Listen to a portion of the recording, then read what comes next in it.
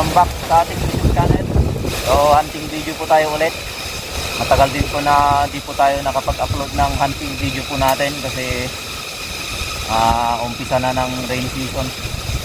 Nagkataon lang guys na naging maganda yung panahon kaya nagbaka sakali po tayong mag-hunting. At sana po papala rin tayo ngayon. So kahit meron man o wala tayong makukuha sa araw na to, i-upload pa rin po natin tong video natin. At the same time, makapagpapawis tayo, makapamasyal tayo dito sa bundok. So nagkataon lang guys na malakas ang hangin. Tapos napakaganda yung sikat ng araw, napakaliwalas yung panahon. At ito, napakalakas ang hangin. So pag ganitong malakas ang hangin, ito asahan natin na alanganin na may matsambahan ulit tayo na wild chicken.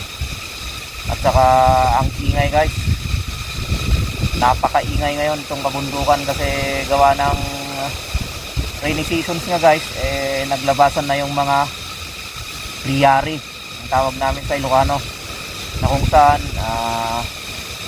ito yung parating nadidinig mo kapag rainy seasons na guys, kapag umpisa na yung month ng June hanggang July guys, yan napakaingay ng kabundukan kasi likha ng priyari. So hindi ko alam yung Tagalog guys, kung anong Tagalog ng priyari. So hindi lang po hunting yung magiging content natin, at the same time hiking na rin. So tara. So guys, napahinto tayo sa gilid. Hindi may naaninag ako na tumakbo rin guys. Wild chicken ang galing sa baba. So wala, mahirap nang pakinggan yung mga kaluskos nila guys. Tsamba na lang kung makatiming tayo ng wild chicken. So yun, nakita natin guys, tumakbo siya pataas. Hopefully di siya tuloy-tuloy na pumunta doon sa banda sa kabila. So dito muna tayo, hindi tayo matatanaw dito kasi itong may punong kahoy dito sa harapan natin. Tingnan natin guys kung sakaling hindi siya dumiretso kanina doon sa taas. Ayun sila ko. Iwan ko kung makikita nyo. Mahirap lang kasing mahirap makita ito kahit ito sa cellphone guys. Basta dyan sa may mga dahon na yan, yun sila sa mga pagitan.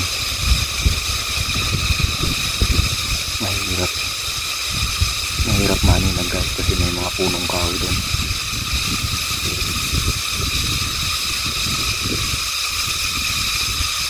Hopefully di tayo maramdaman. So, hindi naman siguro kasi napakalakas yung hangin guys. Yun lang kung makita tayo kasi napakatalas ng paningin ng mga wild chicken. Pag makita tayo, wala na. So medyo yun sila sa may tapat ng likod ng punong kahoy na yan guys. Medyo hindi tayo makita. Pero pag bababa sila dito, makikita tayo dito. Dapat nakapwesto na tayo dito guys.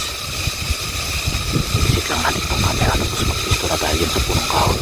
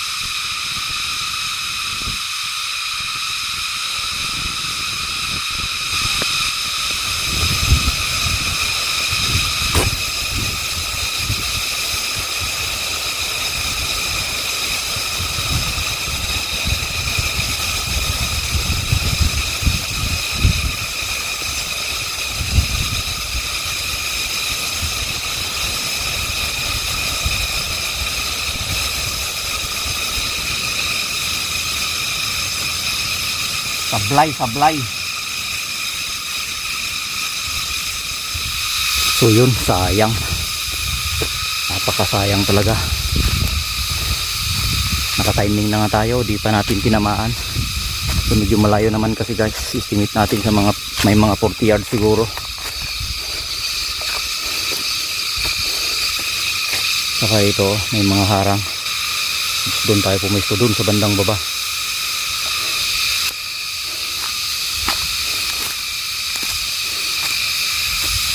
Dito ko siya guys tinira kanina. Ito oh, the place talaga guys. So ito, mga balahibo lang yung naiwan dito, lintik oh. Daming balahibo oh. Oh. So the place lang guys, nadaplisan natin. O siguro baka may tinamaan na naman tayong maliit na kahoy. So kanina nung naglalakad tayo sa baba, tayo yung unang nakakita sa kanya kasi tignan nyo naman yung paligid guys oh. Hindi siya masyadong masukal, kaya pag ahon ko dun sa baba, kita ko dito na may kumakaluskos dito, may gumagalaw. So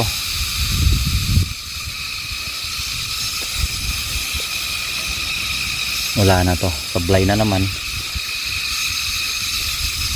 May namunga kasing duwat dito.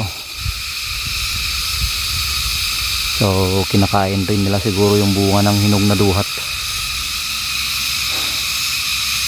So tara, wala tayong magagawa kung sablay na naman tayo. So tayo dyan sa itaas.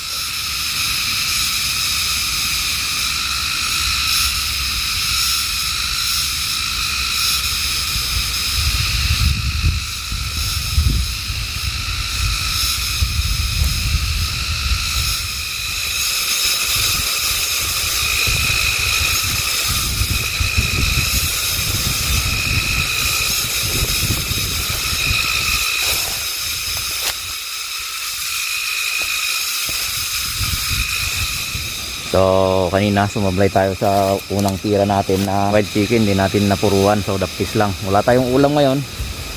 So maga tayong uuwi ngayon. So ito na lang guys yung ulamin natin, bulaklak ng panawil. So sa mga hindi nakakaalam, ganito po. Yan. Ito na lang yung lulutuin natin sa araw na to. Maga tayong uuwi. So wala tayong ulam doon sa bahay, ito na lang kukunin natin, bulaklak ng panawil. So gigisain lang natin to guys, o kung may sardinas, isasahugan ng sardinas. Alam kong marami din ang nakakalam ng ganito at marami din ang hindi. So eto, kukunin natin para may pang ulam tayo, may pananghalian tayo. So maliwaras yung panahon guys, samantalang nagigil yung sunod na ulan. So ito, nagbaka sakali tayong magkanting kaso wala.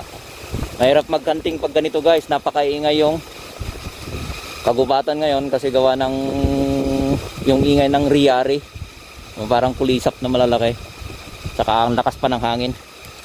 So ito, pasigurado na lang to guys. So kukunin natin, gigisain natin guys para may pang ulam tayo sa tanghalian.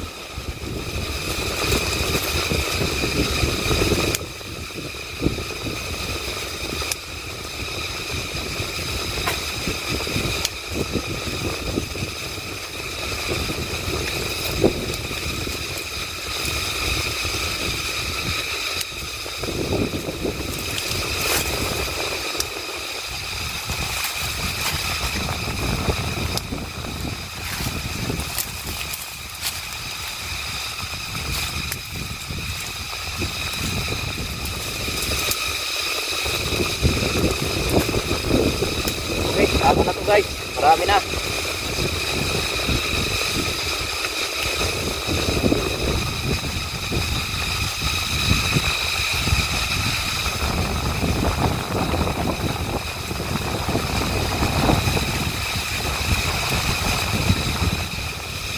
Kung hindi ka taga probinsya, hindi mo alam ang ganitong klase ng pang ulam dito sa bundok.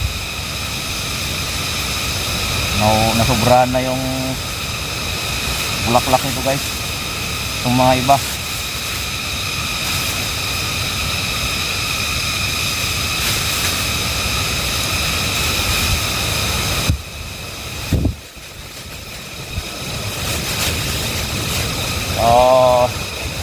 Napakaraming pwedeng ulamin dito sa bundok guys.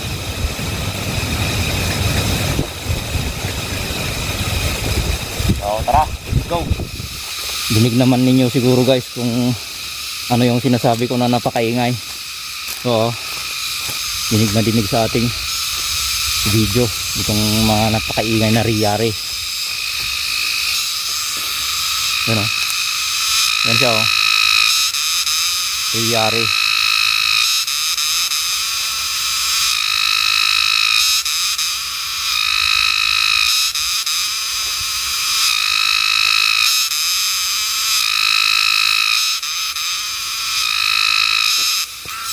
Oh, lumipad na.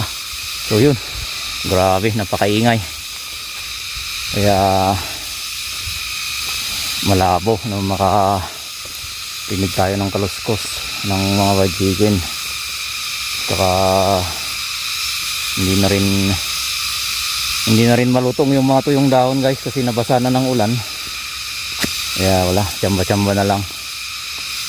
Yung liksi na lang ng paningin natin. Kung makita natin na naglalakad yung wild chicken, samba natin.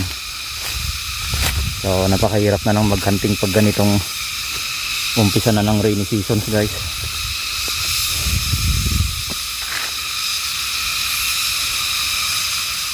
Yan, titignan na lang ng maigi kung may naglalakad na wild chicken dyan, kaso wala. Yan, punta tayo sa taas. Wala. So malas natin guys.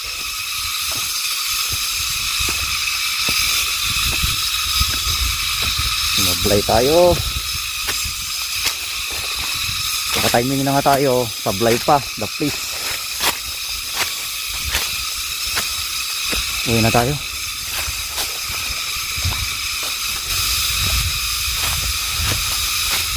So yung bulaklak na lang ng panawil yung lulutuin natin guys, para may tanghalian tayo.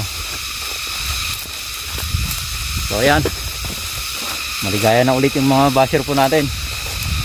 Supply po tayo, hindi po natin tinamaan yung unang tira natin.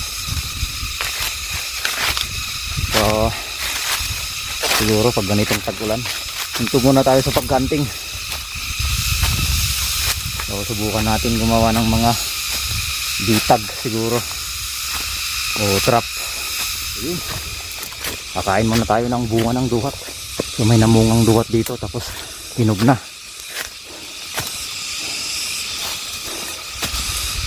Ano, so kakain tayo. Ito, kukunin ko. Alright, yan ang kagandahan dito sa amin guys, hindi ka gugutumin. Maraming mga wild fruit, maraming mga wild vegetables. Ayan, so kain tayo ng duwat guys.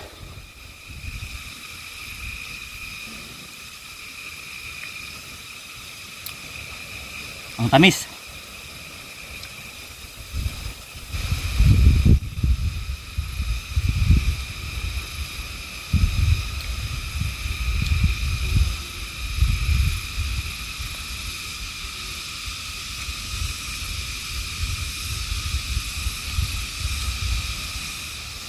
So ito, seasons talaga ng duwat guys. Maraming mga namuhang duwat, tapos halos hinog na lahat. Ayan. Oh. Yung mga nasa syudad dyan, alam kong mahal ito, lalo na sa Manila. Pero dito lang sa amin, libre. Ano? Ito, ang baba pa oh. Halos sasayad na sa lupa. Ayan, so tikman rin natin to. Baka mas matamis ito kaysa sa unang kinain natin guys.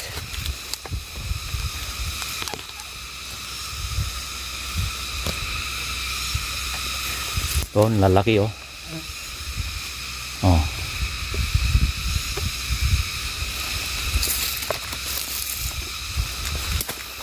Ito pa.